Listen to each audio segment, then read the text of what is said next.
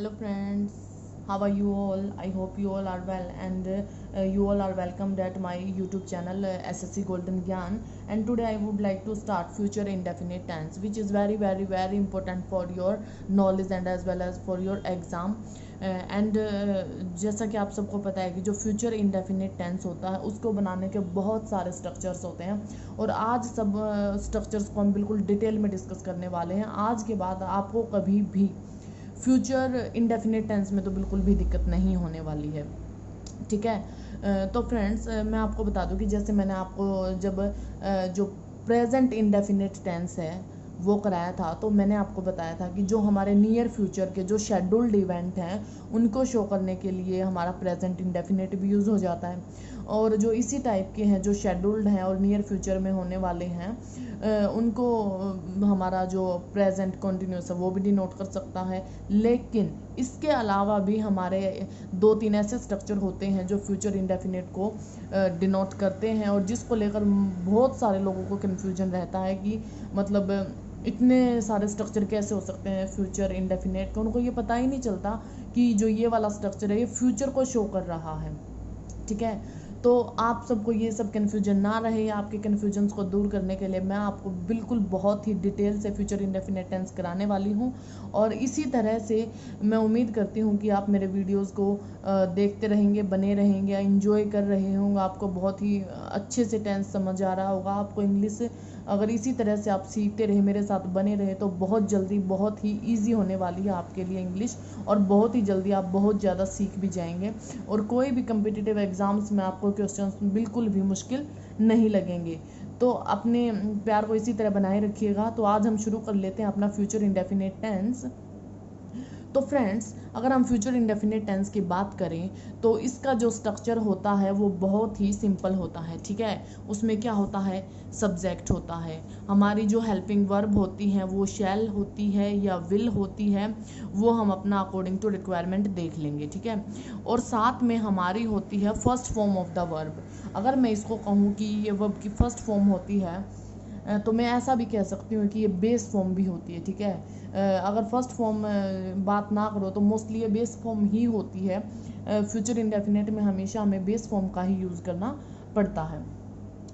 तो इसके एग्जाम्पल से आप इन चीज़ों को बहुत अच्छे से समझ पाओगे। तो चलिए इसके कुछ एग्जाम्पल डिस्कस कर लेते हैं। तो फ्यूचर इंडेफिनिट में इस टाइप के सेंटेंसेस होते हैं जो हमारे फ्यूचर में होने वाले कामों के बारे में बताते हैं। जैसे कि वो यह काम कल करेगा, ठीक है, वो यह काम कल करेगा। तो इसको हम कैसे लिखेंगे, सिंपल सी बात है, इसको हम लिख देंगे ही। चलो आप ही बता दो कैसे लिखोगे। ही डू इट टुमारो, इतना तो मैंने बता दिया, ठीक है, ही डू इट टुमारो। और आप बता दो कैसे लिखोगे, ठीक है।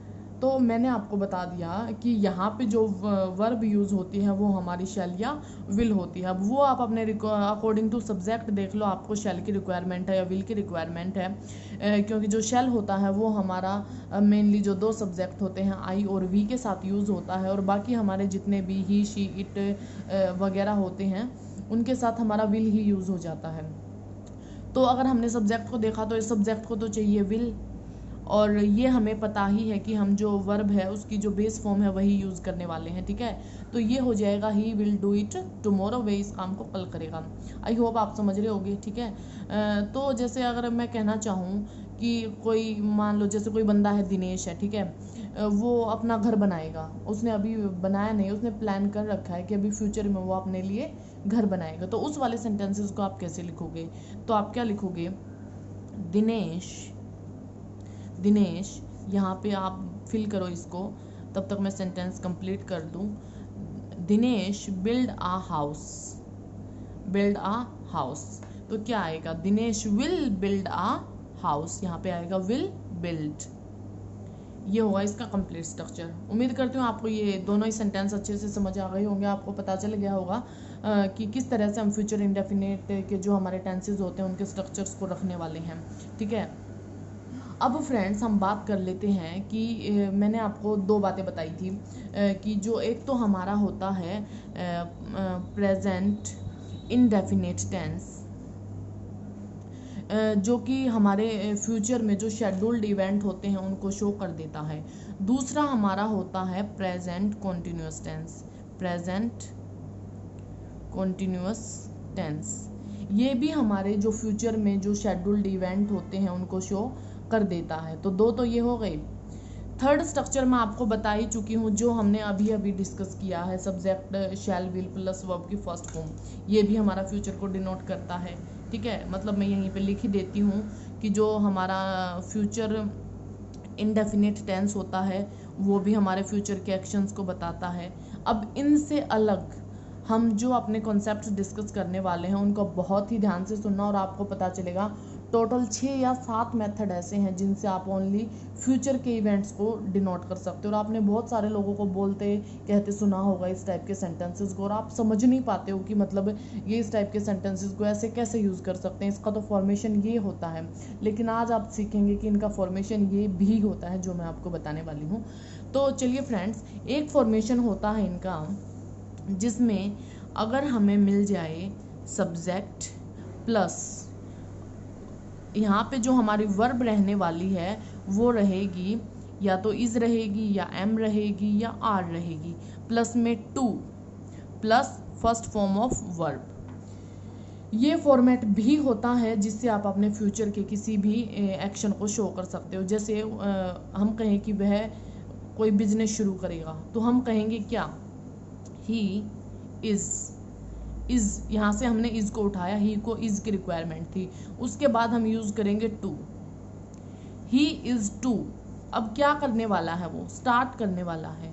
क्या स्टार्ट करने वाला है, इसके बाद आप ऑब्जेक्ट भी लिख सकते हो। ठीक है, क्या स्टार्ट करने वाला है, सम बिजनेस, सम बिजनेस।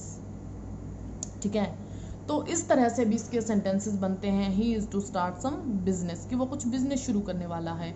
तो आप इसको इज के साथ टू लगा के और वर्ब की फर्स्ट फॉर्म लगा के भी इस टाइप के सेंटेंसेस को आप बना सकते हो, कंफ्यूज मत होना।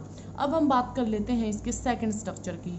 जो इसका सेकंड स्ट्रक्चर हो सकता है फ्यूचर के किसी भी एक्शन को डिनोट करने के लिए, वो हो सकता है सेम रहेगा, सब्जेक्ट रहेगा और इज रहेगा, एम रहेगा, आर रहेगा, लेकिन साथ में टू की बजाय अब की बार हम लगा सकते हैं अबाउट टू, लगा सकते हैं अबाउट टू। प्लस में वर्ब की फर्स्ट फॉर्म ही रहेगी, प्लस में कोई भी ऑब्जेक्ट रहेगा। कहने का मतलब है यहाँ पे हमने टू यूज़ किया था और यहाँ पे हम अबाउट टू भी यूज़ कर सकते हैं, तो भी हमारा सेंटेंस हमारे फ्यूचर को ही डिनोट करेगा। सिंपल फ्यूचर की बात हम यहाँ पे कर रहे हैं। ठीक है, तो उसमें हम कैसे सेंटेंस बनाएंगे, जैसे मैं कहना चाहती हूँ कि मोहन घर छोड़ने वाला है।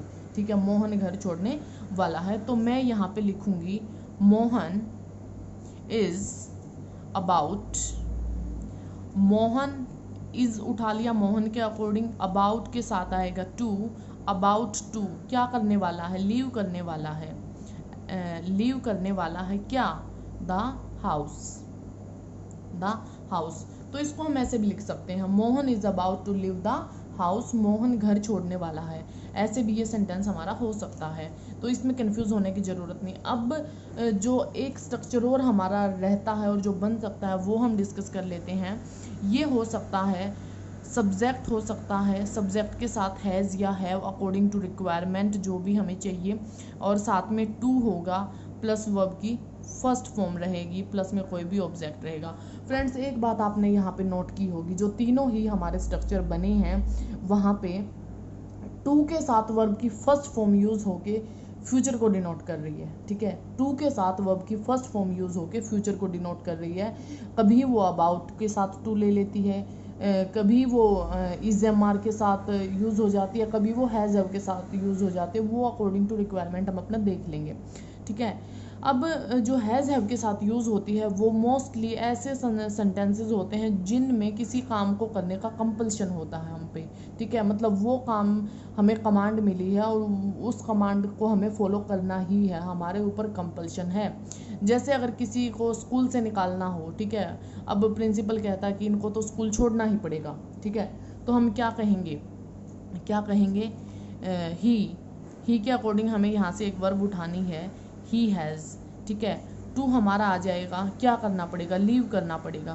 क्या लीव करना पड़ेगा, स्कूल को लीव करना पड़ेगा। ठीक है, I hope you all are getting my points. Then इसको हम क्या बोल सकते हैं, इसको हम बोलेंगे he has to leave the school, कि उसको स्कूल छोड़ना ही पड़ेगा, वह स्कूल से निकलेगा ही निकलेगा, उसको स्कूल छोड़ना पड़ेगा। मतलब उसके ऊपर कंपल्शन, अगर प्रिंसिपल ने ही ऑर्डर कर दिया तो फिर कहाँ हिम्मत है बच्चे की स्कूल में रुकने की, ठीक है।